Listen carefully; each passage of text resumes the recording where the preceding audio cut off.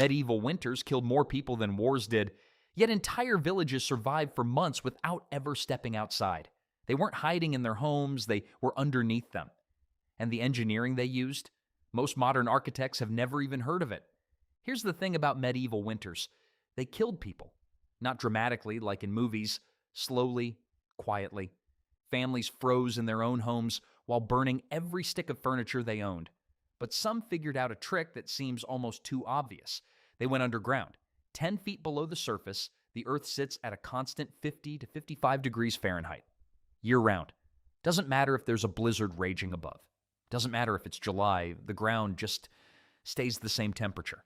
Now, 50 degrees doesn't sound warm. Your grandma would still complain. But compared to negative 20 with wind chill, that's practically tropical. See, medieval builders realized something we forget today. It's not just cold that kills you, it's wind. A howling winter gust can make 30 degrees feel like zero. Underground, no wind, none. The air just sits there, behaving itself. And here's where it gets interesting.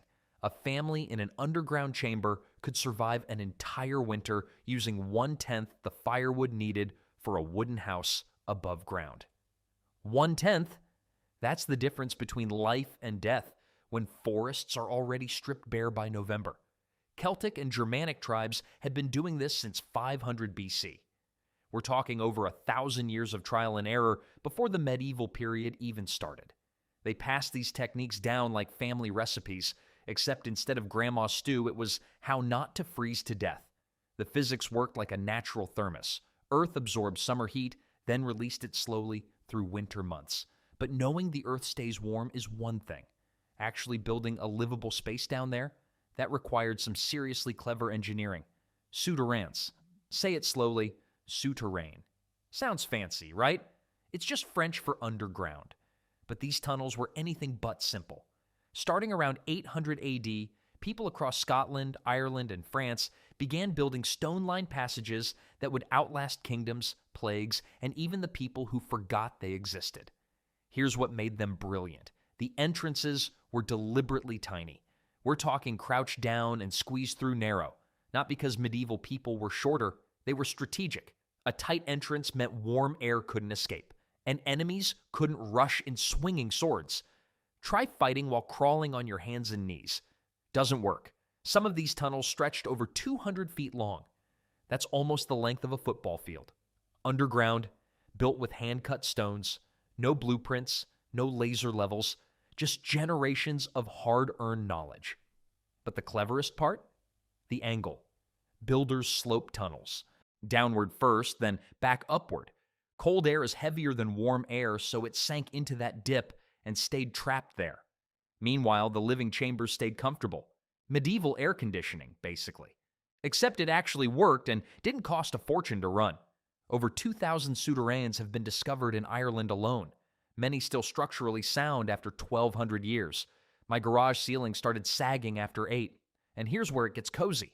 Families kept livestock in the outer chambers while living deeper inside. Those animals pumped out body heat like furry radiators, free heating that also made breakfast. Pretty clever system overall, but knowing where to build was only half the battle. Actually digging through frozen ground without a single power tool, that required tricks that'll make you appreciate your local construction crew.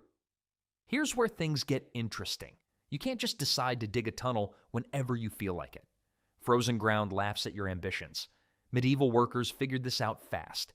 They started excavation in late summer when soil was soft and cooperative. By autumn, they'd stockpiled enough materials to finish the interior work during winter months when farming wasn't demanding their attention. The main tool? An iron-tipped wooden spade. Nothing fancy. 2 men working together could remove about 1 cubic yard of clay per hour. That's roughly the size of a washing machine, every single hour. My back hurts just thinking about it. But what happened when they hit frozen patches anyway? Fire. Controlled fire. They'd build small blazes directly on stubborn soil, let it burn for hours, then pour water over heated rocks. The thermal shock cracked everything apart. Primitive? Sure. Effective? Absolutely. And here's something that surprised me. Deer antler pickaxes actually outperform metal tools for breaking compacted earth. The antler absorbed shock better and didn't shatter in cold temperatures. Medieval workers weren't primitive. They were practical. A storage room of about 100 cubic feet took roughly 3 weeks to dig by hand. That's a space maybe 8 feet long, 4 feet wide, 5 feet tall. 3 weeks of backbreaking labor for what amounts to a large closet. Worth it? When the alternative was starving or freezing, absolutely.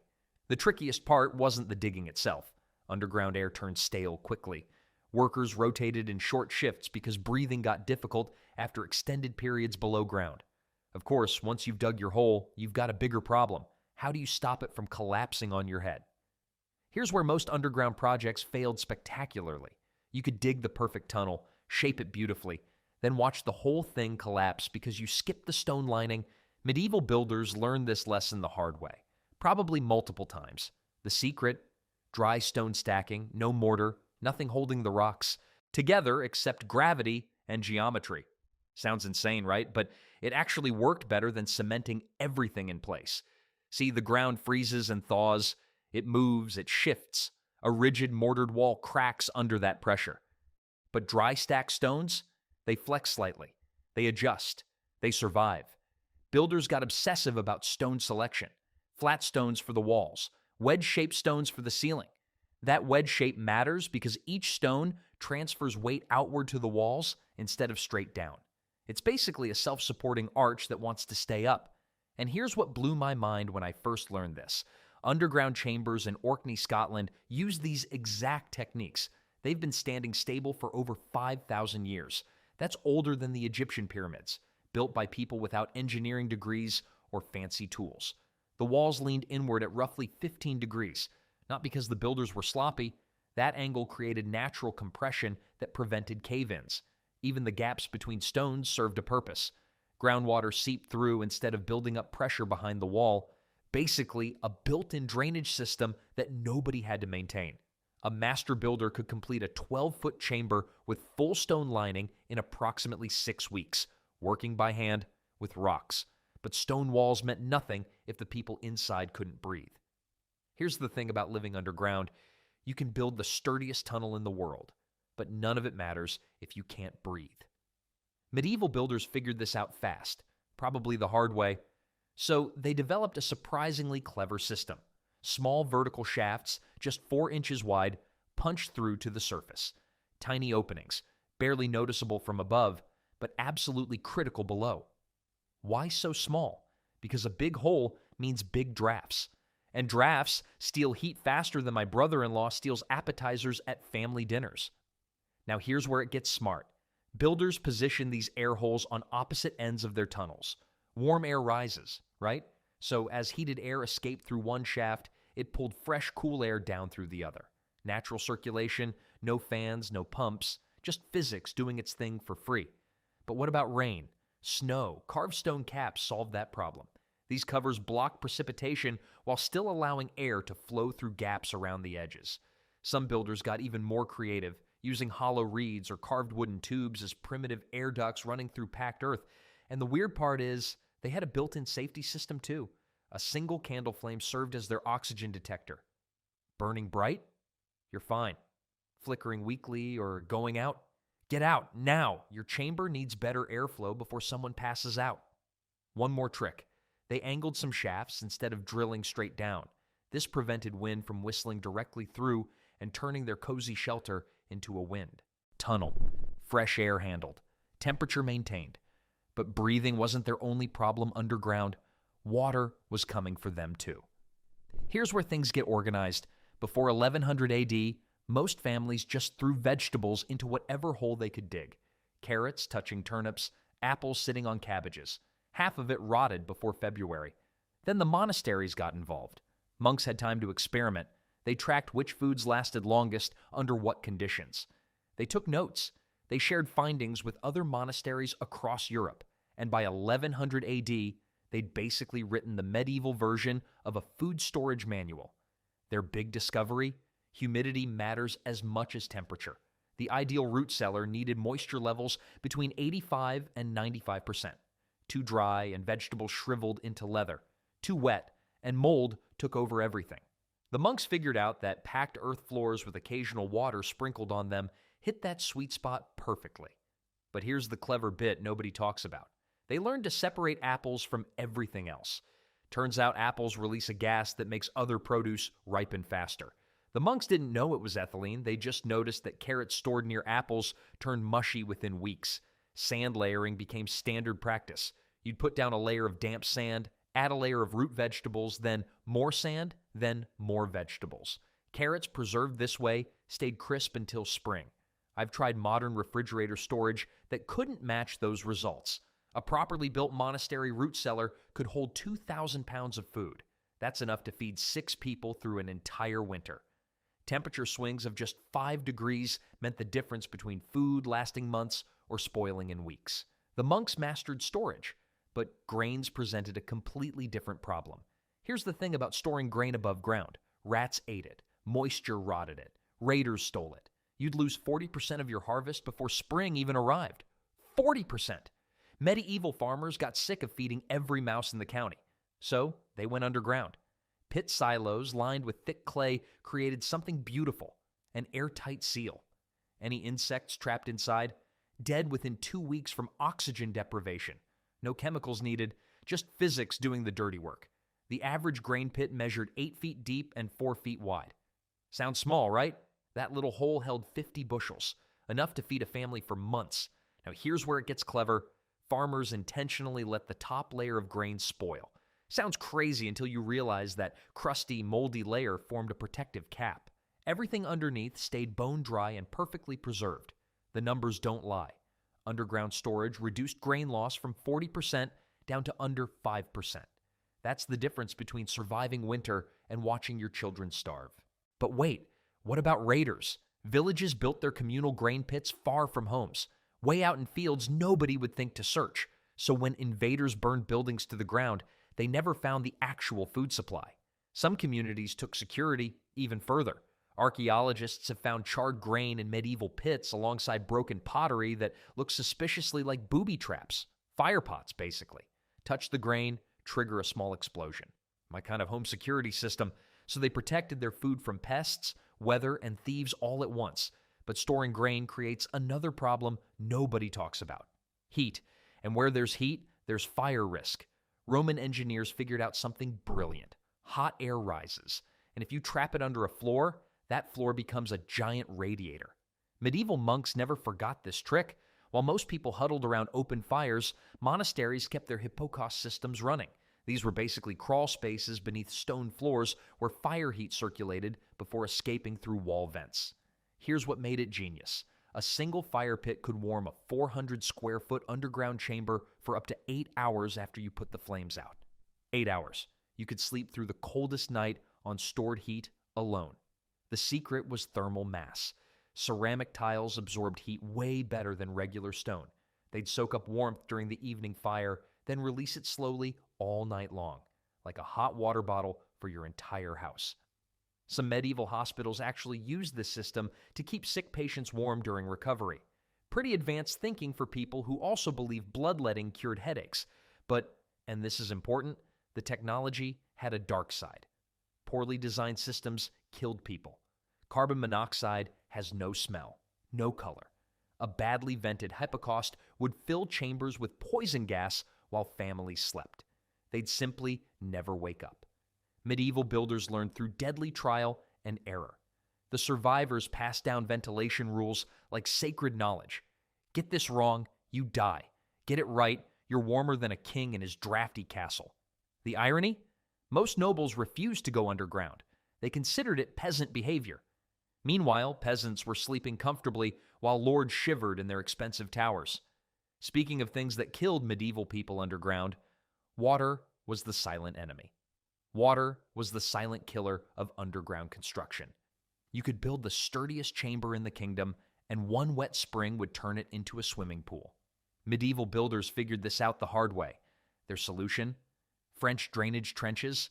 They dug channels around their underground spaces, filled them with gravel, and let groundwater flow harmlessly past. The water never even touched the walls. Pretty clever for people who'd never heard of hydrology. But here's where it gets interesting. They sloped their floors at subtle angles, maybe 2 inches over 10 feet, directing any moisture toward collection pits. During spring thaw, someone just bailed out the pit. Simple, effective, Slightly gross. For waterproofing walls, they mixed clay plaster with animal fat. I'm not making this up. Rendered pig fat, specifically. Smelled wonderful, I'm sure, but it worked. That greasy coating repelled water for years. Now let's talk about something counterintuitive. Underground cisterns actually collected rainwater through filtered channels. When surface wells froze solid in January, families still had drinking water. Some English chambers featured brick-lined sumps holding 500 gallons. That's emergency backup most modern homes don't have, and the weird part is, temperature mattered less than moisture. A damp 50-degree room felt absolutely miserable. Your clothes never dried, your joints ached constantly, but a dry 40-degree space, completely manageable with decent clothing. Medieval builders understood this perfectly. They'd rather fight cold than fight wet any day. Makes sense, right? All this careful water management kept families alive through brutal winters. But sometimes survival meant more than just staying warm and dry. Sometimes you needed to disappear completely. Now here's where things get interesting. Medieval people didn't just dig underground for warmth. They dug to disappear. Castle builders constructed escape tunnels averaging 200 to 300 feet long. These passages connected the main keep to exits far beyond the outer walls. Smart, right? When attackers breached your front gate, you weren't trapped. You were already gone. The entrances were genius, hidden beneath hearthstones in the main hall. Who's checking under a fire during a siege? Nobody. That's who. Some tunnels included underwater sections running straight through castle moats. And here's the clever part. Builders carved air pockets into the ceiling stones. You'd swim a few feet, pop your head up, breathe, then keep going. Medieval scuba diving, basically, without the fun vacation attached. The tunnel beneath Pontefract Castle in England stretched over 600 feet. That's 2 football fields of underground escape route. It saved defenders multiple times during actual sieges, worth every hour of digging. But why stop at escape routes? False walls concealed entire chambers where families stashed their valuables, gold coins, silver jewelry, important documents. Some of these medieval hoards have never been found. There are fortunes still sitting behind brick walls somewhere in Europe right now. I find that absolutely maddening. Here's my favorite detail. Builders deliberately made escape tunnels too narrow for armored soldiers. A fleeing family in regular clothes could squeeze through. A knight in 60 pounds of chainmail stuck like a cork in a wine bottle. These systems kept people safe from human threats, but surviving winter meant more than hiding from enemies. It meant keeping livestock alive too. Here's where medieval engineering gets genuinely clever. Scandinavian farmers figured out something brilliant. Why heat your home when your livestock can do it for free? They built partially underground barns called fjøs and attached them directly to their living quarters. One shared wall. That's it. A single cow generates roughly 1,000 BTUs per hour. That's basically a space heater with legs that also produces milk. 20 cattle in one underground shelter? You've got yourself a furnace that moose. And the weird part is, it actually worked incredibly well. These stone-lined animal shelters kept temperatures above freezing even when surface conditions dropped to minus 20 Fahrenheit. Outside, your eyelashes freeze together. Inside, cows are just existing, doing cow things, radiating warmth like furry heating units. But you can't just throw animals underground and hope for the best. Sloped floors directed waste away from bedding areas toward collection pits. Nobody wants to sleep next to a drainage problem. Trust me, the smell alone would wake the dead. Then there's the predator issue. Wolves killed an estimated 10% of European cattle every winter. 10%. Underground shelters essentially made livestock invisible to hungry wolf packs prowling above. The numbers genuinely surprised people. Some underground barns held 20 cattle and generated enough combined body heat to keep adjacent human quarters at a comfortable 60 degrees Fahrenheit. No fire required, just cows being warm-blooded. Makes sense, right? Your animals survive. You survive. Everyone's happy except the wolves. But individual families weren't the only ones digging. Entire villages started connecting their underground spaces into massive networks. And what they built beneath those medieval streets still exists today. Here's where things get really interesting. Medieval villages didn't just build individual underground spaces, they connected them. Tunnel networks beneath entire communities let neighbors visit each other during blizzards without ever stepping outside. Your friend lives 3 houses down?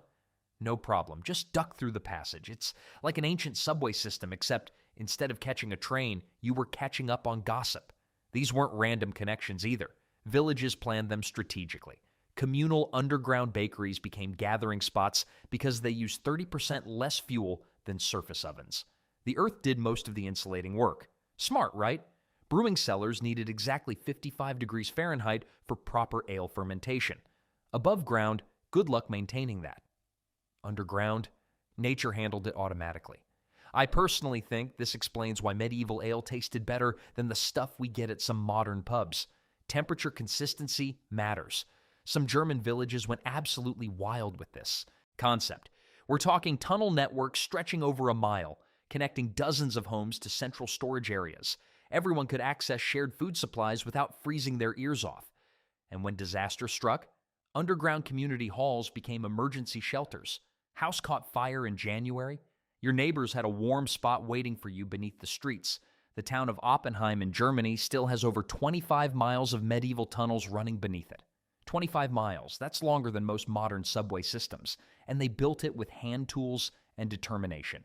But all this underground living created one massive question that medieval builders had to answer. How do you actually survive down there long term without going completely insane?